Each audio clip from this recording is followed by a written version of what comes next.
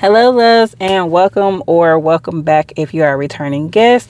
So, I'm back again, and I am still talking about my ratchet past. So, in the last video, I mentioned that I would talk about either the busted car window or the situation with being roofied. And both of those are, of course, a testimony. And that's the reason why I'm sharing it. But anyway, so I guess I'm going to go ahead and talk about the busted car window. So with the busted car window, it wasn't a testimony that the car window was busted. It was a testimony of some of the things that happened while the car window was busted. And I guess the way it got busted, it was kind of a good, it was a testimony for me in the fact that I didn't get hurt when it got busted. So anyway, basically, I had started talking to this boyfriend, the one who I was talking about in the last video, and we were in the house, and we were, of course, in the middle of getting busy again.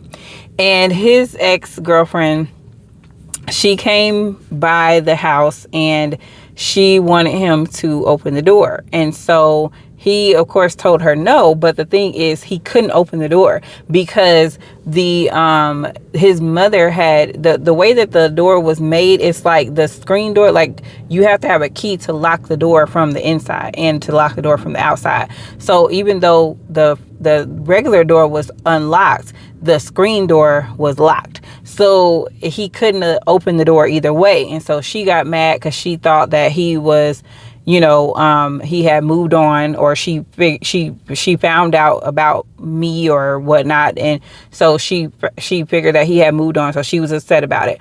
And so she took a crowbar, and he wouldn't open the door, and he was telling her like he can't open the door, And so she went and took a crowbar and she busted the whole back of the van window. And then, she's just very upset, irate and everything. And then she drives off or whatnot. And I never see her because I'm actually in the house at the time whenever all this is happening. But I'm like in the room because he didn't want her to see me, because if the door would have been able to be open, then she probably would have attacked me. So anyway, the part that is like the testimony part of that whole situation is that, like I said, I didn't get, fought or beat up or just even had to fight in general. Cause, she would have definitely probably tried to, she would have probably attacked me, because she was upset that he was, moving on or whatever the case was, or I don't know what was going on with them. But whenever I started talking to him, he wasn't talking to anyone, as far as I knew. So anyway, as time goes on, so this window is busted for like it had to be at least 9 months. It could have been a year, but it was busted for at least 9 months. So of course you're not supposed to drive with a busted window. So the first couple of weeks, the window, it was nothing there. Like there was nothing over it. It was just completely like just open, like anybody could just see in and everything like that. And then eventually I think we got some type of plastic, like not saran wrap, but like some type of plastic that we put on the back, and we like taped it to the back, because who had money to be getting a window fixed or whatever. So then we were just driving around with it taped.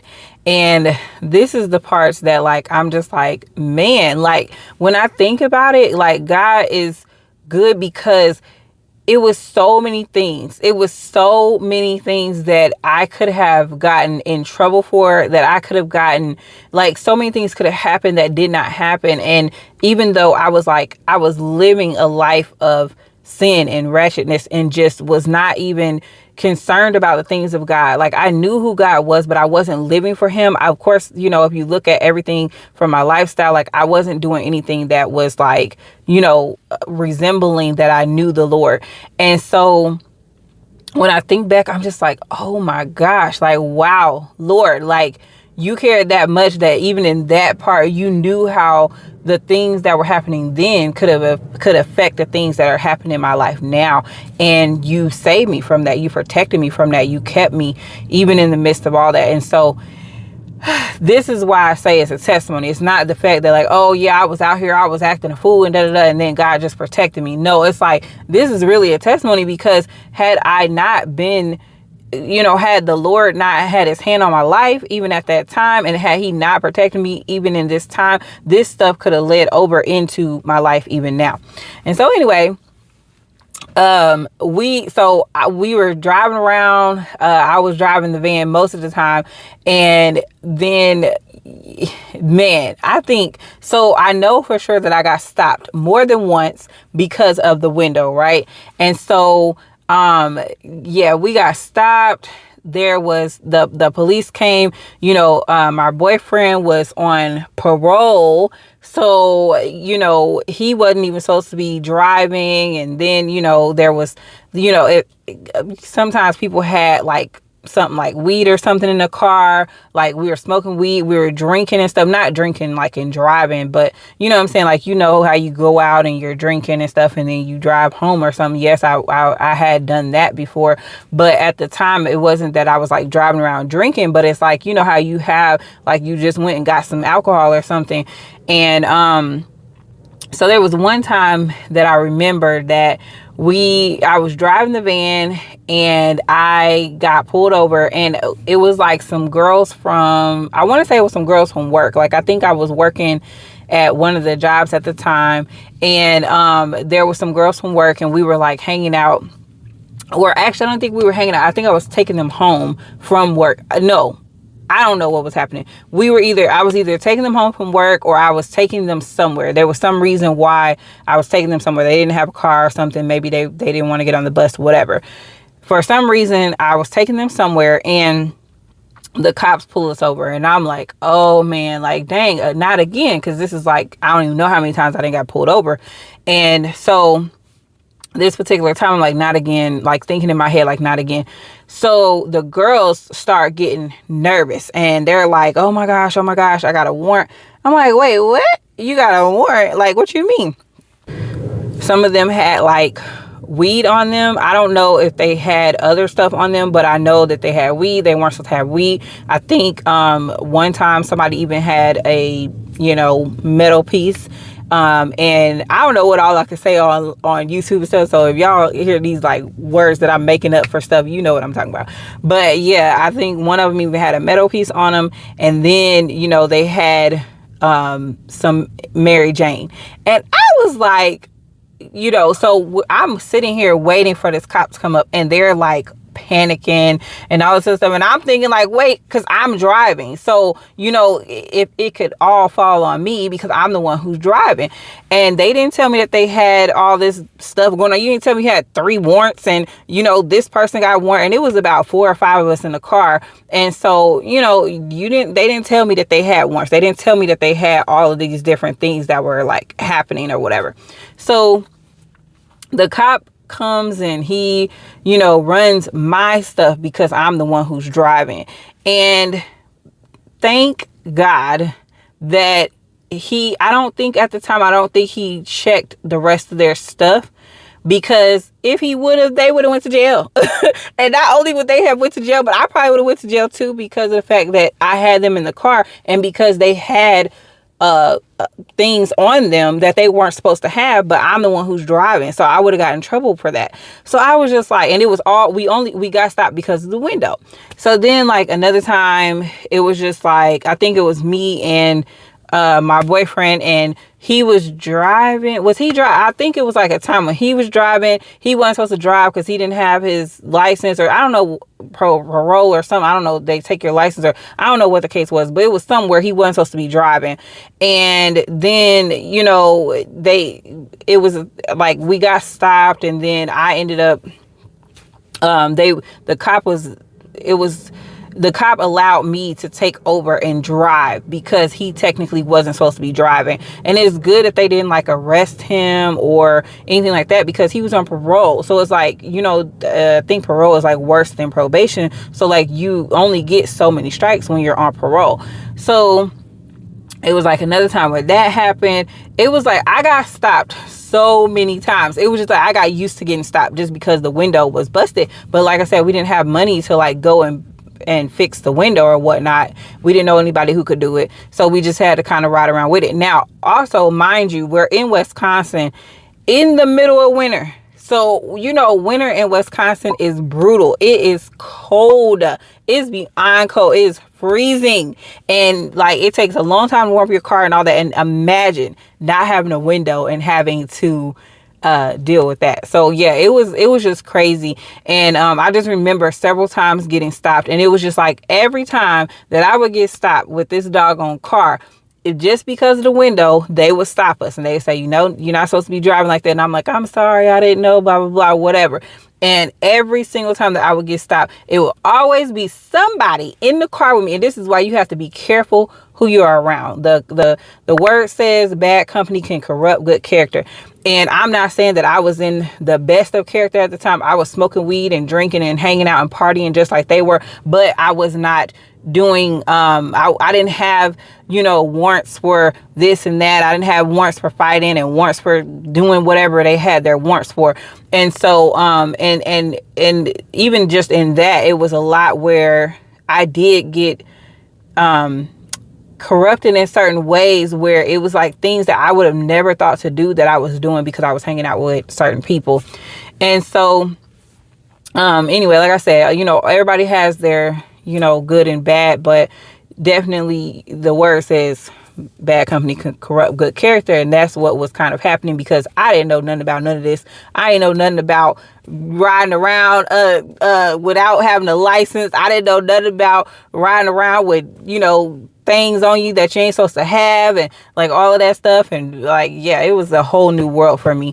But anyway, so because I had my license, we got stopped so many times. I got stopped with different people in the car, and every time it would be something like they either had warrants, they was on probation, they was on parole, they had like it was just like so much stuff. And I'm just thinking like, this is a testimony for me because all of those times when I could have gotten arrested and got taken to jail because of not even knowing or not even thinking to ask, do y'all have things on you that you're not supposed to have? And what do people do whenever they got things on them they're not supposed to have and they get stopped? They're going to put it under the seat. And so when they put it under the seat, then what? The driver is usually the person who takes the fall for it. And so, yeah, it was just a ton of times where literally we got stopped. And well, I got stopped because there were some times when my boyfriend was in the car, and there were some times when he wasn't in the car and I was in the car with other people. I used to give people rides home and stuff. You got to be careful with that too, because you don't know what people have. And so, like I said, it was just a lot of people who had things on them that they weren't supposed to have and who were in trouble with the law, and they did not share that information with me. And so by me being in the company with them, I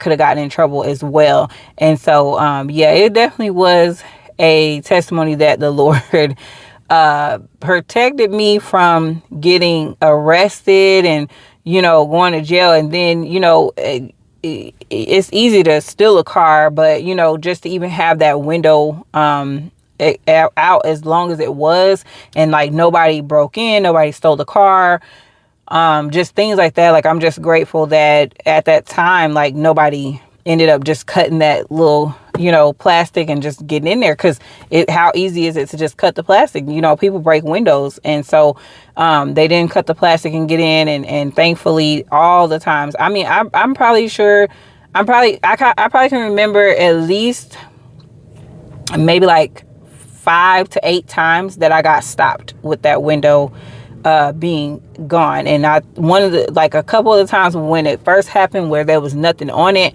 and of course the police can see that, so they stopped like right away. And then a couple times it was like over the months where I just kept getting stopped and kept getting stopped. And each and every time I was so scared, because I was just like, oh my gosh, I ain't even used to having to getting pulled over. And then now I'm getting pulled over left and right. And thank God I never ended up going to jail or anything like that, because it certainly could have happened with the people, the company that I had, and also just the things that I was just kind of allowing myself to be a part of, even though they weren't the best things and the best company to be with.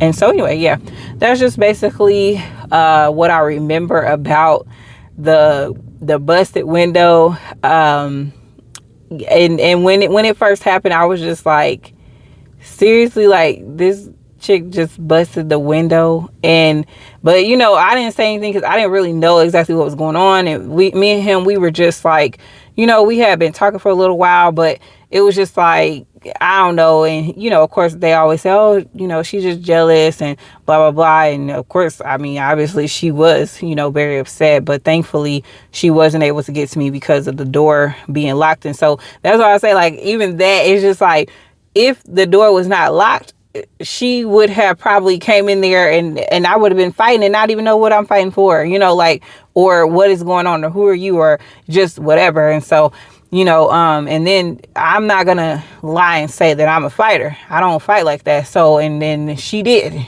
she fought like hardcore, like fighting men and fighting all kinds of stuff.